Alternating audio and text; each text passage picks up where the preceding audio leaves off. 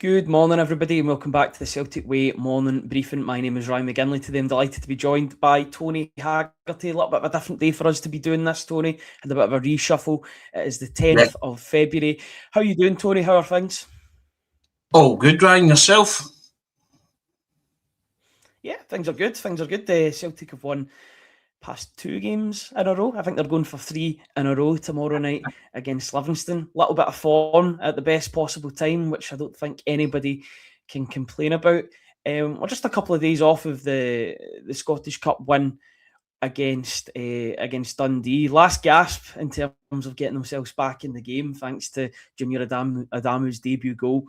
And then a couple of minutes later, they didn't wait too long, and it's like buses two came along at once. Sebastian Tinekti scored that goal just a couple of minutes into extra time. Tony, we were speaking beforehand that you were one of the spectators that was at the game on Saturday. Yeah. I just want to underline the point that completely free to do so, regardless of what your opinion on the boycott was, or that people made their decisions on whether or not they wanted to go to the game or not. What did you make of the game on Saturday? I realise that there was a show yesterday that would have touched upon all the events that went on regarding Celtic's win against Dundee. But what did you make of the game, being a spectator present at the game? First and foremost, I said on Friday that whatever your stance on the boycott, whether you were attending or whether you weren't, I respect that. I went along with my father, and because I wanted to, because I actually like the act of being at a football match on a Saturday. So, and yeah, it was eventful, wasn't it? Now let's nail this right here and now, Ryan, before we say anything. Celtic scored in 95 minutes and 57 seconds, right? They were 3 seconds away from possibly being exiting the Scottish Cup. Now, this narrative that sprung around that Celtic scored in the 97th minute, bin that. And for those of you who don't understand, I'm not going to go to the bother of explaining because I can't help you. And I just think Celtic annoyed a lot of people on Saturday with that last gas goal by Junior Adamu's flick. Brilliant flick. And I tell you what was even better about it. See Araujo jumping over it and not the temptation to actually touch it, because it would have been offside had he touched it in any shape or form. But he's got the presence of mind to realise the ball's going in, go nowhere near it. So his role in that can't be underestimated, because if he touches that or goes near it, Ryan, it could have been flagged for offside. Brilliant relief to actually still be in the cup. Tinekti came on, and Tinekti actually turned the game. To be fair, he was very bright and very positive, scored a cracking goal. That's what we want to see from Tinekti. And I know people have said it over the past couple of days, but see that display of officiating, Ryan, that should be punished, because that was absolutely deplorable from Ryan Lee. Numerous incidents that people have gone over, but he should be refereeing Auchinleck Talbot this Saturday, but he won't be. He'll end up being rewarded with more Scottish Premiership high-profile games, and I can't for the life of me understand why. I don't usually berate officials or have a go at them, but that for me was substandard, and I'm talking about for both teams. The numerous decisions that just he got wrong. Never had any control of it, to be honest. Kept looking at his linesmen or his assistants to make decisions on throw-ins, stuff like that. It just absolutely dreadful. And that's all I want to say about that. But yeah, still happy to be in the cup, Ryan. And unlike many Celtic supporters, I was actually praying for Rangers. I hope we get Rangers in every cup draw, League Cup and Scottish Cup. Going to have to play them at some point usually, and I'd rather play them as early as possible. If you're good enough, you'll beat them. If you're not, you'll exit the tournament.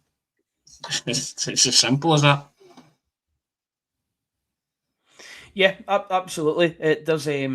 I think it compounds though when you look at the fixture schedule that Celtic have got ahead of them, the amount of games that they're going to have to play in a short period of time. I understand that's the business end of the season, but the fixture list does pile up, and then all of a sudden you're thinking, you wish you played that Aberdeen game earlier. I understand the downfall of rain, which I was watching the news last night. The downfall is still there in rain. The downfall is still there in Aberdeen at the moment with regards to rain. You're hoping that that's sorted out by the time that Celtic actually make the trip up to Pittodrie. Once again, we don't want it to become like that I remember a couple of seasons ago, Rangers took ages to play against Dundee due to a waterlogged pitch. You don't want it becoming a bit of a sideshow in itself, but it's going to be a really busy time of year with so many fixtures coming up and lots of different competitions. Celtic are still in 3 out of the 4 competitions that they started in this season. They've got the Scottish Premiership, the Europa League, thankfully due to that result against Bologna, and the final day win against Utrecht, which got them that draw against Stuttgart, and they've got the Scottish Cup against Rangers at Ibrox. This is a time when the squad will be called upon, and so I just want to go back to one of the points that you were making when you were talking about the game. Having a performance like that from Sebastian Tinecti, who was so key in everything that Celtic were doing positively in the latter stages of that game, that can only help the team going forward, knowing that not Rodgers, that's a terrible slip of the tongue. So used to saying that over the past 2 or 3 years. Having somebody like that can rely upon game in, game out, or hopefully game in, game out, to have a bit of a contribution, whether it be goals or assists. It's good for him, and I think he's been a positive since he's came back from AFCON, in all honesty, and I want to see that continue from him. He looks like he's got a new lease of confidence, and hopefully he can bring that going forward into the business end of the season. There's small positives here, Ryan, right? Tunecti on Saturday, Sarachi as well, coming on and getting wired in and doing his thing, right? Both on the left-hand side. Correct, right? So now you need to string that together for, as I keep calling it, the home stretch, right? You speak about the calm before the storm, this fixture storm. See big and successful clubs, Ryan, they handle those fixtures, right? See, you want to be a big club and a successful club, you handle it. You just, doesn't matter. You know, the hand that you've been dealt, that's the way it is. You can't change it. You're entering a glut of fixtures that, yeah, on paper you'd be like, oh no, and lots of Celtic supporters are like, oh goodness. Nah, see, for me, I'm always a glass half full guy. Bring it on. Because as I said earlier, if you're good enough, you'll win those football matches. If you're not, you won't. But I watched the team on Saturday go right to the end, Ryan, and win that football match in the most Celtic way possible. And you cling to that because that breeds confidence. They're 3 seconds away, 4 seconds away from going out the Scottish Cup, Ryan. One last attack, and that's what they did. They scored. They dredged it out the fire, and how many times have you witnessed that? Now, those who are old enough to remember the centenary season, Ryan, when Celtic won the League and Cup double, that was de rigueur from that team. They just refused to give up. I remember a Paul McStay equaliser against Hearts for 2 each, a Joe Miller header at Tannadice, Boxing Day 87, the Scottish Cup semi-final, McGee and Andy Walker, with 2 minutes to go of regulation time, you're down 1-0, McAvenny scoring the winner in the final in the last minute. It's in Celtic's DNA. They just didn't give up. So that's the real positive things for me. And also that management quartet, who you saw very vocal on Saturday when it cut to the sidelines. Fozzie was speaking. McManus was going off his nut when they scored the equaliser, speaking as well. Maloney speaking, Martin O'Neill speaking. Really galvanise. A moment like that can really galvanise you. And then you look at the other stuff, like, as we said, Tunecti stringing it together, Sarachi playing really well, making a big difference, making a big contribution. Oxlade-Chamberlain coming in, and you think that's a quality footballer who, if you can get valuable minutes in the park, will make a difference. Chinchivara starting to look like he's getting to grips with it, and excuse the pun, because everybody seems to be getting to grips with him. He can't move for being manhandled. But yeah, he'll sort that out. He'll learn, and he'll learn to stand off. A couple of times he stood off the Dundee players and he laid it off. And I thought, right, you're starting to learn, big guy. Can he go touch tight? You need to stand off, give yourself a bit of room, because they're just going to wrestle you to the floor every chance they get, and they're going to get away with it for as long as humanly possible.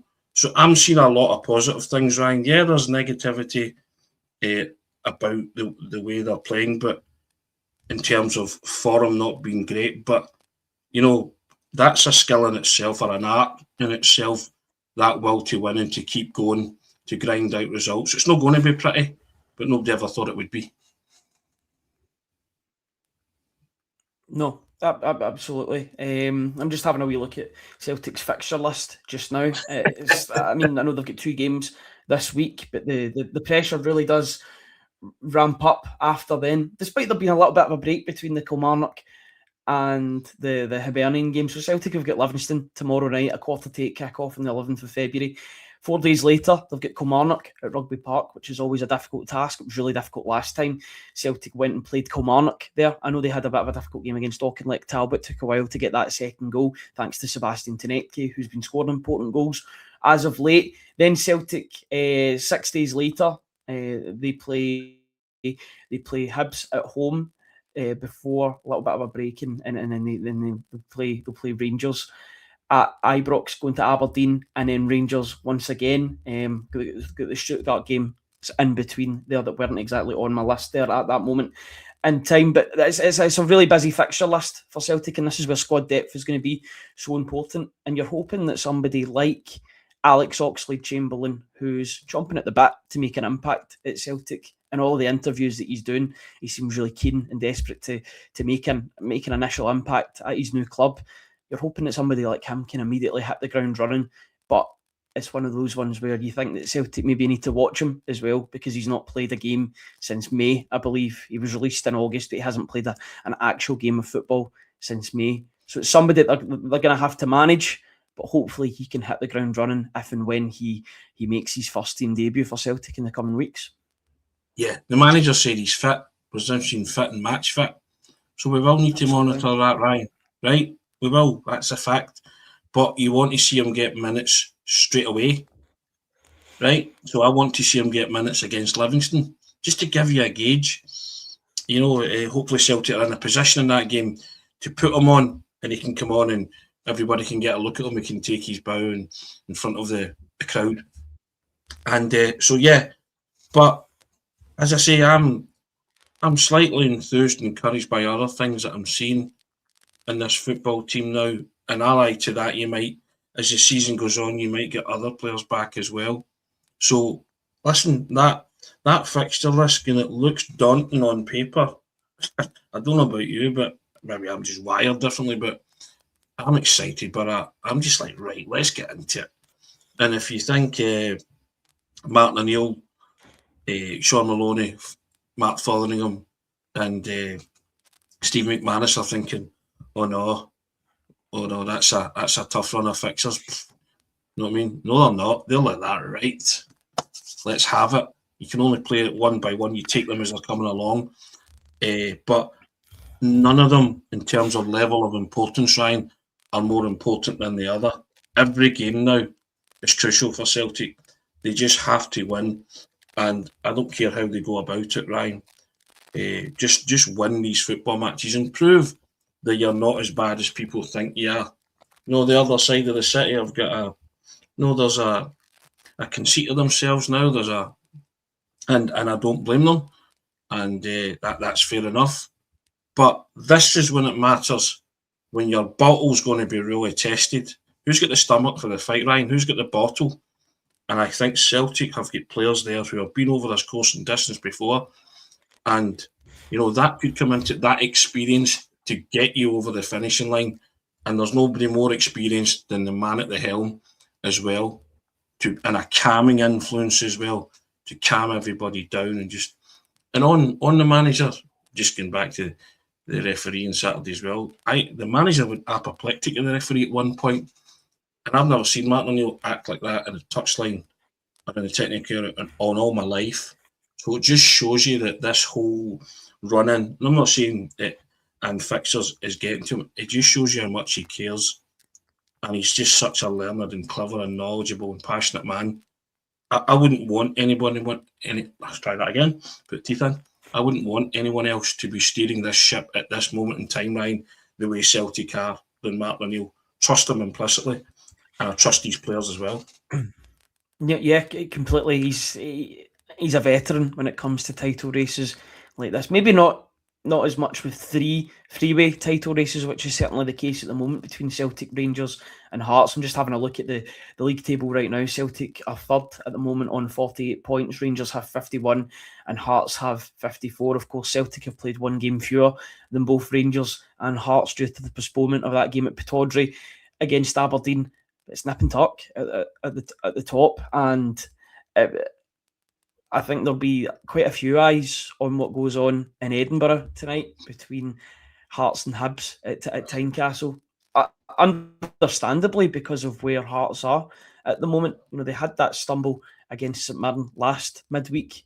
We'll be watching to see if the same will happen again. We'll be watching to see if the same can happen again when it comes to Hibs winning the Edinburgh Derby, because they got the better of Hearts last time out. Now, I realise that there's 15 points between the two sides, but in the last Edinburgh Derby,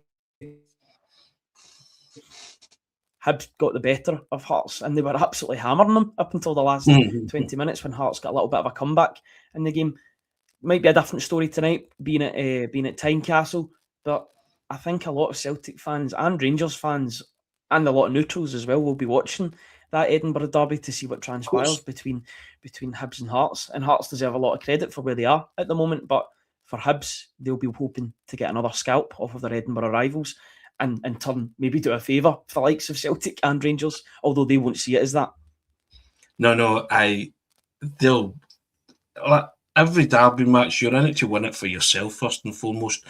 They won't care about if it helps Celtic or Rangers, but if Hearts win it, then you have to turn around and say, well, they're here to stay, and people are questioning their bottleneck.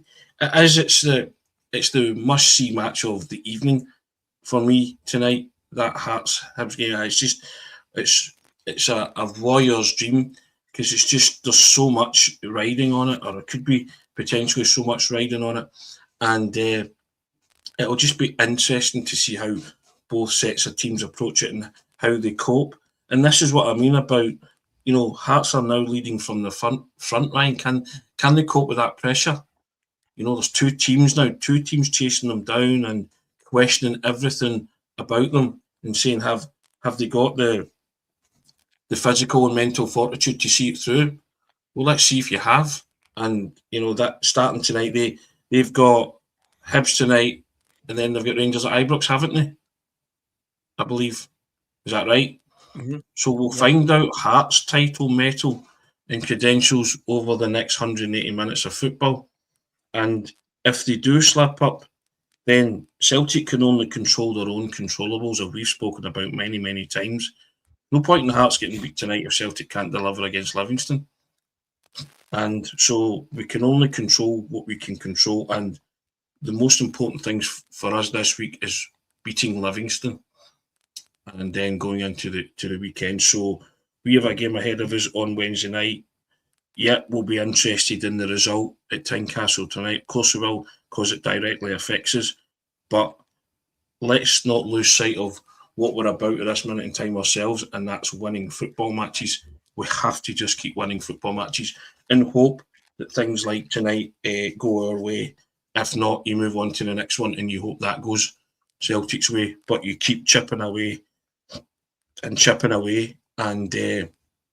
40 years ago tells you exactly what happens if you can string a run together and apply that scoreboard pressure at the top whenever you've got the chance to do that. Yeah, completely. And Rangers play Motherwell as well, which is no easy game at all. That's especially at Fir Park. Jens Berthel-Askew's doing some job at Motherwell at the moment. They're only 5 points behind Celtic at the moment with the same games played. They deserve all the credit in the world for what Askew's done on a shoestring budget. He's really, and a team that has to change a lot year on year just due to the way that they hand out contracts to players. The fact that they've got to fourth position, they're 4 points ahead of Hibs, who will have a far superior budget to Motherwell.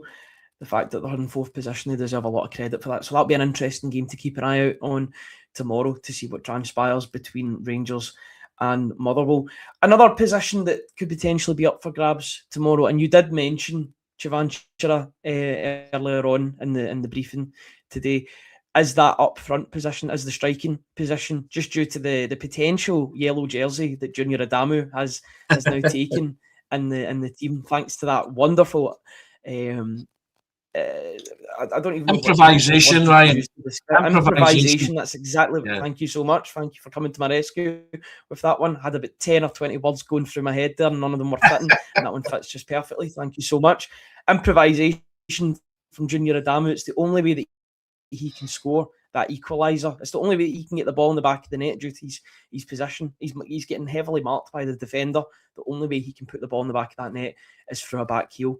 Great assist from Tenekte and a great back heel from Junior Adamu, complete with a Henrik Larsson-esque celebration of the tongue out when he scored the equaliser.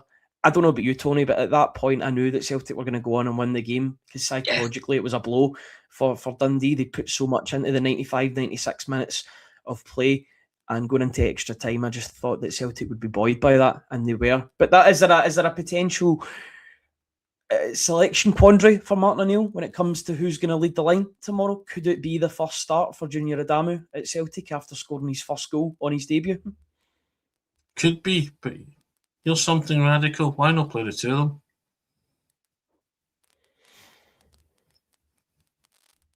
No. Yeah, I was wondering if you were going to expand on that, but it was a very simple point. And I am going to expand on that.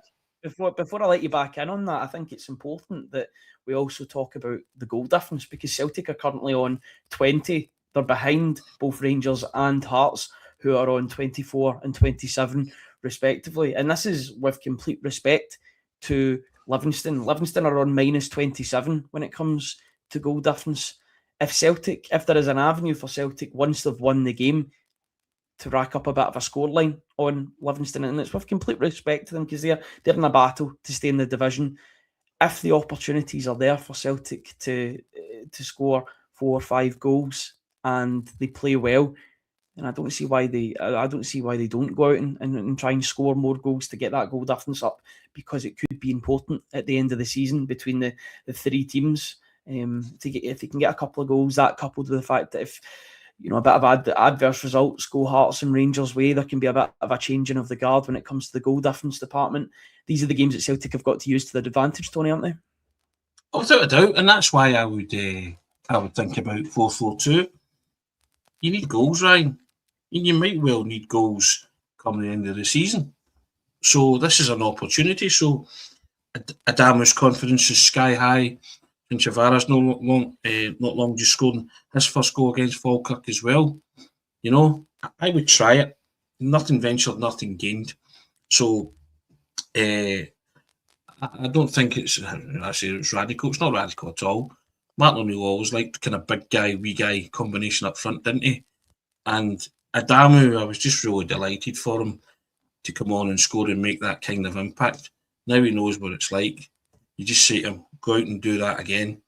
And then you say to Chavara, look, you're not going to get any respite or peace here. You need to make your presence felt. And he is, and he's getting to grips with it. And, I don't want to go over the penalty incident. That's been flogged to death. But,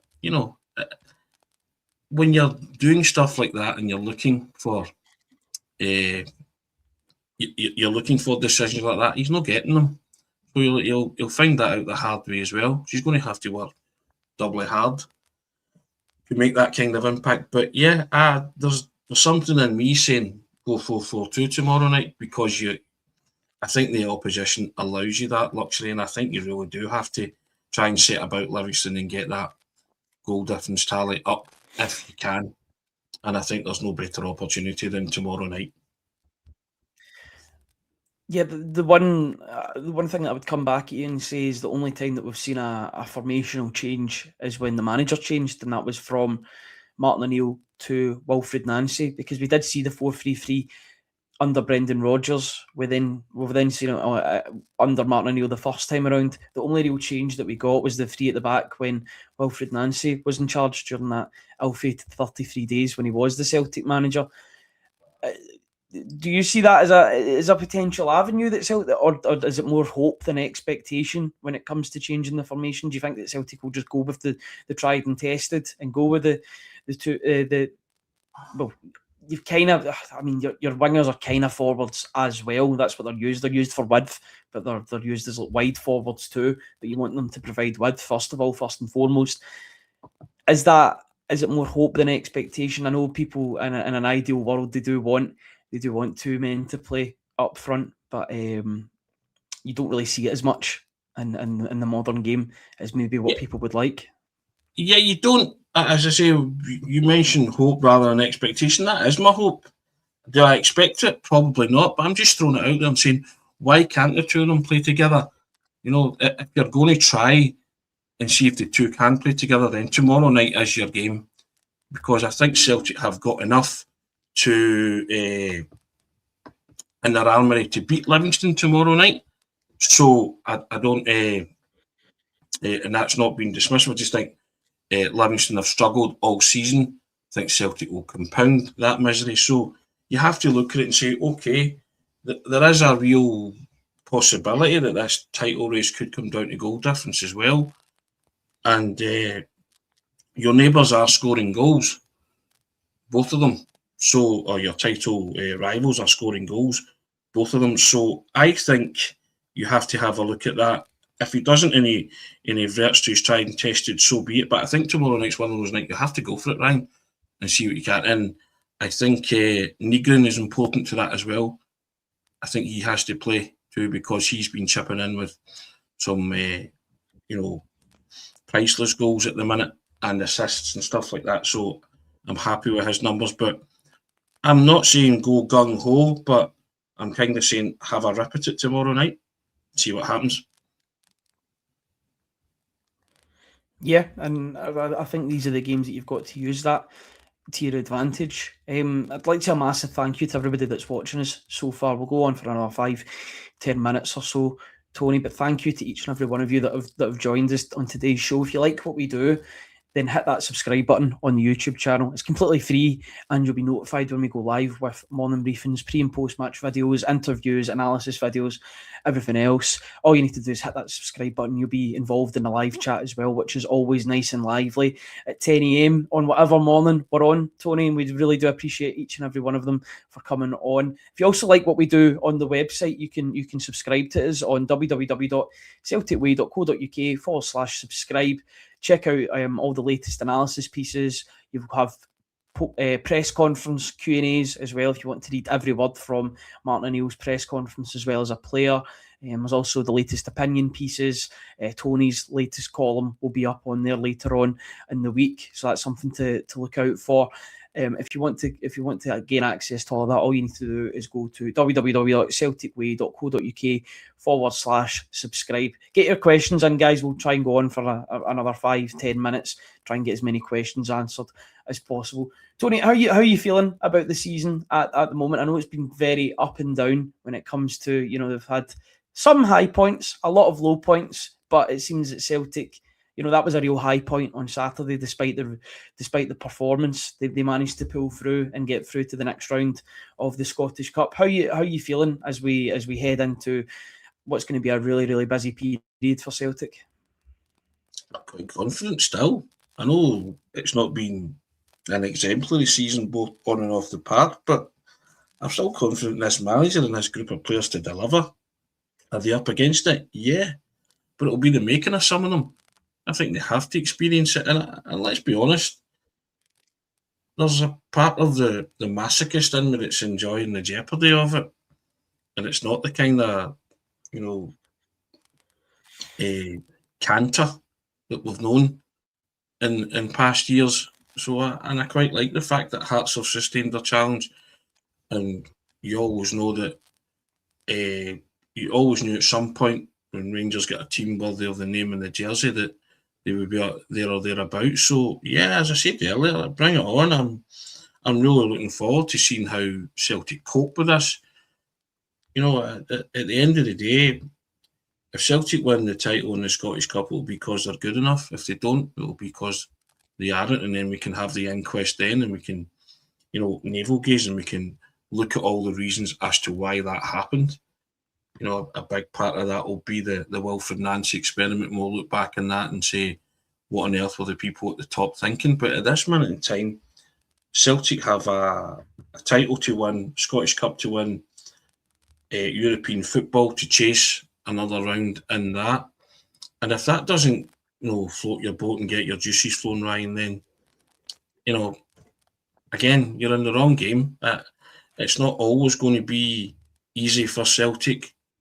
And it reminds me of title races of old when you were, not just up against Rangers, you were up against the likes of Aberdeen and Dundee United, for those who remember the 80s. And there's something quite refreshing about it as well, Ryan. I know a lot of neutrals are saying, it'd be great if Hearts won the title, it'd be great for Scottish football and all that. Yeah, maybe so, but I don't care about that.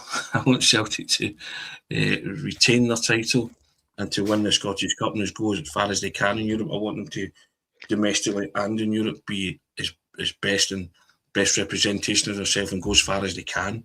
So, but yeah, the jeopardy of it's not great for your heart. I get all that, but listen, it's competitive and it's raw and it's emotional and you get passionate about it.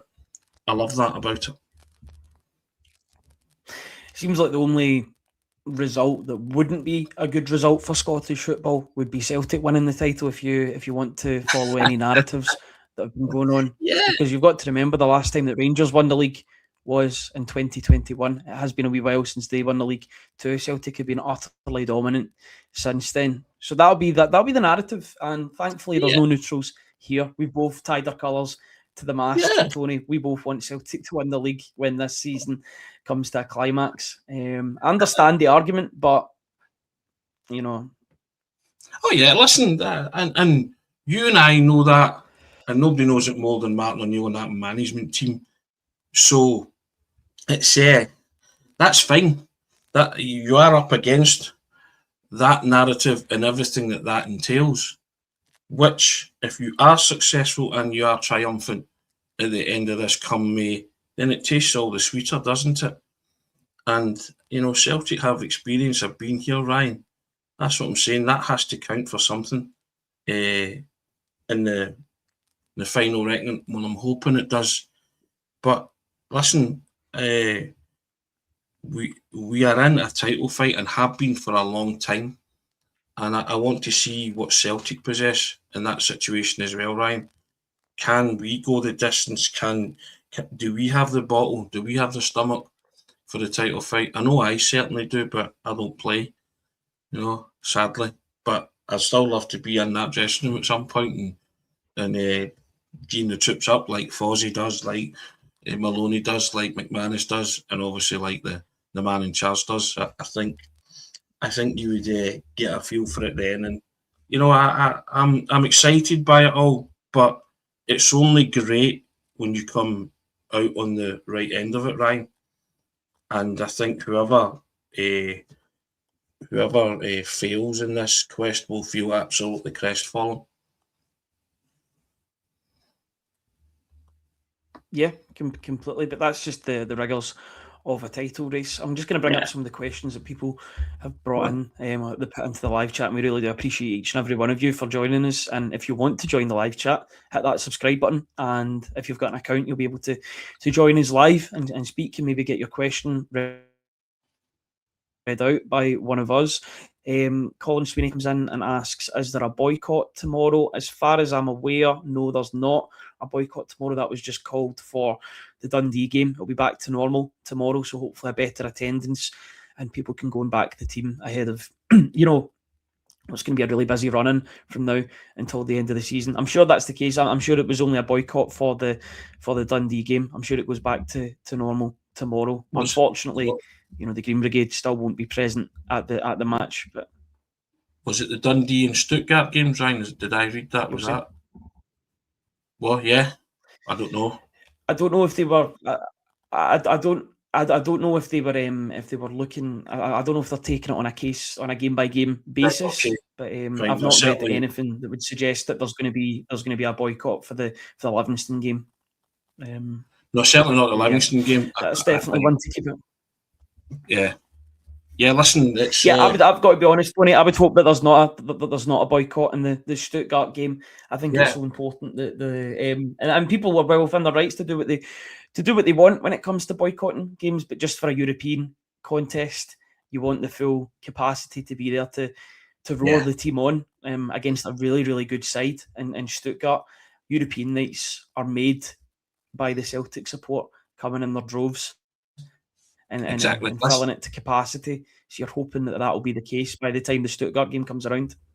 Of course, listen, I just want every Celtic supporter to turn up tomorrow and in the games that they can. I know the Green Brigade are missing for the foreseeable future, but hopefully that issue gets resolved as soon as possible, because I think we need everybody, every hand on deck, don't we, in this title run and to cheer Celtic home over this home stretch. And you just look at that run of games, everybody will need to play their part, regardless of how you feel about it all, and regardless of how many tickets they get for Ibrox as well, for like the Scottish Cup. Now, hopefully they get their full allocation. Hopefully common sense prevails in that one. But that's another story. But yeah, I just feel that Celtic supporters got a huge part to play in this run-in. And listen, you just feel confident when there's a full Celtic park that this team can get it over the line, and I think the players respond to that as well. But that's with my own feelings about it. Yeah, completely. Hazel Finn comes in and asks, is there a press conference today? Yes, there is. Martin O'Neill and a player will be speaking ahead of the Livingston game. Another comment in here saying, do you see Chavanchara playing the Samaras role? Wouldn't mind somebody playing that Samaras role, being the tall striker that can get the team forward. You saw that a little bit on Saturday, the way that he was holding up the ball before a couple of dubious decisions were given against him with the way that he was trying to hold up the ball. But he's clearly adept at playing that role, at holding the ball up. He can clearly turn. He's got a good turn of pace. Didn't get a lot of service when it came to goalmouth action, but it's good that he can do those. He can do the build-up side of the game, and that should help Celtic hopefully against even better opposition when they need their striker to go in and put in a bit of a shift. He can bring that. He can bring that side of his game that can bring more players in, such as the wingers. The wingers can maybe push on, potentially the fullbacks too. But he's been a good fit so far, and the early signs look good. I mean, that's 3 games he's played, and he's got a goal and an assist. He didn't get a goal or an assist in his last time out, but he was busy. He was trying to be involved in the game. He's unlucky not to get a penalty, which, in my opinion, should be a penalty, rules or not. With the push that was administered, I don't know how. To be fair, I think I'm probably going over old ground when it comes to moaning about that decision. I just don't know how you can't have with the push. I don't know how you can start at the point where the defender's touching him. That can be the contact, because the act of a push is when you push them when there's force. But that's maybe a debate for a different day, or maybe yesterday or the day before. But you call out those decisions when Celtic are on the winning side, because otherwise you'll get accused of having sour grapes. Of course, listen, that I don't understand for life of me why it wasn't a penalty, and then you had people in VAR and the SFA trotting out excuses as quickly as they could. So never seen a decision being explained so quickly in all my life. Just to cover up the fact that they've just made a colossal blunder. So listen, that's what it is. But welcome to Scottish football, Thomas Chanchavara. You know what I mean? It's you're going to get pushed around, and as I said earlier, defenders are going to get away with it for as long as possible, or for as long as a referee doesn't deem it worthy of being a card or a foul. He has been buffeted about since he came here. Great. A couple of times on Saturday, as I said, he got the ball and he took a yard of space and he laid it off, and he was very good. As for the Samaras role, Samaras could delight and frustrate in equal measure. If he scores goals, of course you'll love him. In the same game. Yeah, and he needs, and that's fine. I don't mind. I just need him to be a presence, Ryan, a pest, a real pest, because I think he will score goals, and I think once you get used to the whole rough and tumble of it all, he will plunder goals. But for me, he just now needs to use his own frame better, because people are just targeting him now, and it's like holding on to him and wrestling him to the ground. It's WWE stuff, isn't it, at times? And as I say, they're getting away with it. So fight fire with fire, and I don't mean, and I mean that controlled and channeled aggression, not being reckless. Because the minute he retaliates or does stuff like that, he's going to get pulled up. It's a certainty. And so he has to be smart, street smart, clever, and bright. And I think once he's getting to know the terrain now, and I'm sure the manager and the management team will be chipping in his ear and saying, look, this is what to expect, do this, that, and the next thing. But I do think goals will come. There's a wonderful striker's goal he scored against Falkirk, and I'd like to see him maybe have a partner like Adamu and see if he could kind of form a partnership type thing in a kind of 4-4-2. But what I want and what I get, as I've said many times, is two completely different things. Yeah, what we both want is Celtic to pick up another 3 points tomorrow night against Livingston at Celtic Park. There'll be another morning briefing before I'll be on tomorrow to discuss all things Celtic versus Livingston with John. Tony, it's been an absolute pleasure having you on this morning. A little bit of a change around this week, but I really do appreciate you coming on. Is there anything else that you want to touch upon before we finish off today?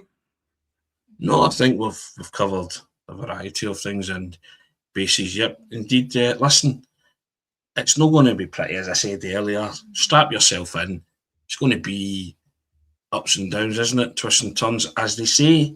But if you can, enjoy the title running. But just got at this minute in time, just got to win football matches. If they can score goals in the process, especially against Livingston, then that's good for the goals tally, the goals for column. But yeah, let's just not deviate from the actual task at hand, and that's winning football matches.